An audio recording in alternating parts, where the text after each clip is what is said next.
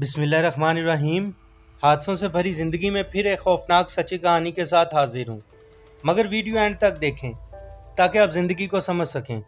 चलिए शुरू करते हैं आज की कहानी। ये कहानी है आबिद और उसके बचपन के दोस्त शराज की। वो दोनों एक मल्टीनेशनल कंपनी में मार्केटिंग की जॉब करते थे। वो अलग अलग शहरों में जाते और प्रोडक्ट को सेल करते। फिर वो हुआ जिसका सोचा भी नहीं था। ज़िंदगी यकसर बदलने वाली थी। अब की बार जिस शहर में जाने का सोचा, वहाँ बदकिस्मती और मौत शराज का इंतज़ार कर रही थी। वो दूसरे शहर पहुंचकर एक होटल में रुके। उस शहर में एक हफ्ते का स्टे था। पहली सुबह ब्रेकफास्ट करने के बाद दोनों दोस्त अपने अपने रोड मैप पर निकल पड़े। शाम को जब वापसी हुई तो खाना खाते आबिद ने महसूस किया शराज आज कुछ ज़्यादा ही खुश है। आबिद ने शराज से पूछ ही लिया। आबिद की बात पर शराज की आंखों में मज़ीद चमक आ गई और वो बोला, आज एक जगह दुनिया की खूबसूरत हसीना को देखा, देखते ही दिल दे दिया। मैंने ऐसी खूबसूरत आज तक नहीं देखी थी। आबिद शराज की बातें सुनकर उसे हैरत से तक रहा था। कुछ देर बातें होती रही, फिर दोनों सो गए। सुबह रूटीन की तरह दोनों अपना अपना रोड मैप लेकर चले गए। शाम को आबिद वापस आया तो देखा शराज किसी से बातों में मगन फ़ोन पे लगा हुआ था। उसे आबिद के आने का भी पता नहीं चला। कुछ देर बाद आबिद ने खुद ही टेबल पर नॉक किया तो शराज की नज़र आबिद पर पड़ गई। उसने कुछ देर और बात करके फ़ोन बंद कर दिया। वो इंतहाई खुश था। आबिद ने पूछा, ये कौन थी? शराज ने कहा, वही कल वाली हसीना थी। आबिद ने कहा, उसने इतनी जल्दी तुम्हें नंबर भी दे दिया? शराज को आबिद की ये बात बुरी लगी। क्या मतलब इतनी जल्दी नंबर का? मैं कोई हैवान हूँ या लंगड़ा हूँ?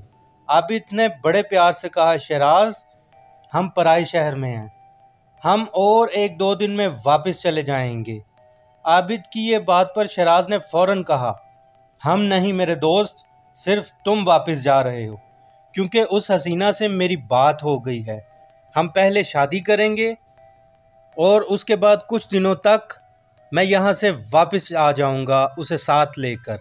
आबिद को बड़ी हैरानी हो रही थी। शराज पर 2 दिन बाद काम ख़त्म होने वाला था। आबिद वापसी की तैयारी में पैकिंग कर रहा था। सुबह वापस जाना था। आबिद मुसलसल देख रहा था शराज बदलता जा रहा था। वो हर वक्त फ़ोन पे बात करता। वो रात आबिद की शराज के साथ ज़िंदगी की आखिरी रात थी। आबिद परेशानी में रात भर जागता और अपने दोस्त को देखता रहा। शराज एक तरफ सोया हुआ था।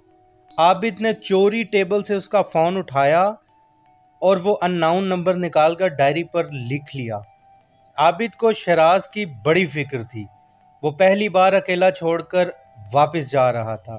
दिन चढ़ते ही आबिद ने शराज को उठाया और नीचे तक आने का कहा, मगर शराज ने मिलना भी पसंद न किया। आबिद वापसी के लिए निकल चुका था। कुछ दिन गुजर गए। शराज से बात भी नहीं हो पा रही थी। उसे जब भी फ़ोन किया जाता वो बिज़ी कर देता और फिर एक दिन नंबर ही बंद हो गया। शराज के घर वाले भी अब परेशान थे।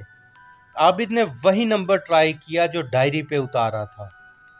शराज के मोबाइल से निकाला वो नंबर शराज के नंबर की तरह ऑफ था। आबिद शराज के बाबा और भाई के साथ उसी शहर गया। पुलिस कंप्लेन की, वो नंबर भी दिया। जब पुलिस ने वो नंबर का डाटा निकलवाया तो किसी फरा नामी लड़की के नाम से सिम ऑन थी। वो पुलिस के साथ फरा के एड्रेस पर गए तो ख़तरनाक इंकशाफ हुआ। फरा के घर वालों ने बताया कि फरा तो मर चुकी है 3 साल पहले। उसे रास्ते में किसी ने कत्ल कर दिया था। सब बहुत परेशान थे। शराज की मिसिंग रिपोर्ट करवा के वो लोग वापस आ गए। वक्त गुजरता गया और 1 साल गुजर चुका था। आबिद को फिर वही शहर जाने का टूर मिला। वो उसी होटल में रुका। रात देर तक अपने दोस्त का सोच कर रोता रहा। 2 बजे रात के करीब अचानक उसके दिल की धड़कन तेज़ हो गई। शराज की आवाज़ आई थी। आबिद ने फ़ौरन खिड़की से नीचे देखा। उसे कोई खड़ा नज़र आया। आबिद पागलों की तरह नीचे उतरकर उस तरफ भागा। मेरे करीब मत आना आबिद। यह आवाज़ सुनकर आबिद रुक गया। शहराज तुम कहाँ थे? कितना ढूंढा तुम्हें? आबिद मैं मर चुका हूँ और अब एक रूह हूँ। वो फरा लड़की नहीं चुड़ैल थी। वो मेरे अलावा किसी को नज़र नहीं आती थी। मैं उसे लेकर किसी भी जगह या रेस्टोरेंट जाता तो लोग मेरी तरफ देखकर हंसते। पहले तो मुझे समझ नहीं आई, फिर आहिस्ता आहिस्ता मुझे शक हुआ। फिर एक रेस्टोरेंट में बैठे फरा से बात करके मैं मुस्कुरा रहा था, एक आदमी हमारी वीडियो बनाने लगा। जब मैंने गुस्से से उस आदमी के पास जाकर पूछा वीडियो क्यों बना रहे हो, उस आदमी ने कहा आप अकेले ही बैठे बातें कर रहे हो। मैंने कहा मेरा मजाक उड़ाते हो। मगर जब वीडियो मैंने खुद देखी, वाकई मैं अकेला था। फरा अचानक वहाँ से गायब हो गई। मैं डरा भी हुआ था मगर बहुत दुखी था। मैंने वो रात वापस आते ही सामान पैक किया, गाड़ी निकाली, गाड़ी स्टार्ट करके हाईवे पर ले गया।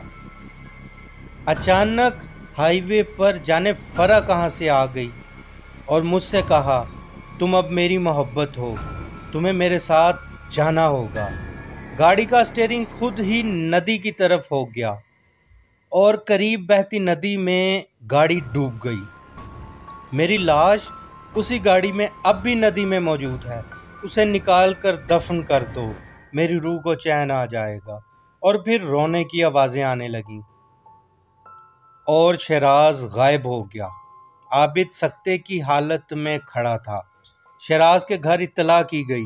पुलिस की मौजूदगी में नदी से गाड़ी भी निकलवाई गई। वाकई गाड़ी के अंदर शहराज की गली हुई लाश पड़ी थी। उसे दफन किया गया। ये सब बहुत डरा देने वाला था। हादसे ज़िंदगी के साथ जुड़े हुए हैं। आप कमेंट करके ज़रूर बताइएगा, फरा नामी चुड़ैल शहराज के पीछे क्यों पड़ी और एक कीमती जान ले गई। अपना बहुत ख्याल रखिएगा। मिलते हैं ऐसी ही सच्ची कहानी के साथ अगली वीडियो में। तब तक के लिए अल्लाह हाफिज़।